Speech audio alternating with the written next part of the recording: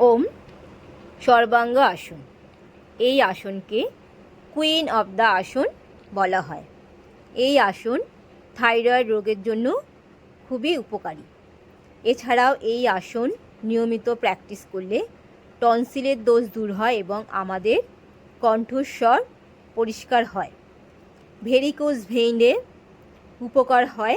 এছাড়া এই আসন নিয়মিত প্র্যাকটিস করলে অনিদ্রা, মাথা ধরা, স্নায়ুর দুর্বলতা দূর হয়। আমাদের ঘাড় ও কাঁধের পেশির গঠন খুব ভালো হয়। এছাড়াও আমাদের দৃষ্টিশক্তি বৃদ্ধিতে খুব সাহায্য করে। ওম। ওম সর্বাঙ্গাসন করার পর আমাদের মৎস্যাসন করা খুবই দরকার। এতে আমাদের শরীরের ব্যালেন্স ঠিক থাকে, আমাদের স্পাইন, গলা ও আমাদের ঘাড়ের সন্তুলন বজায় থাকে।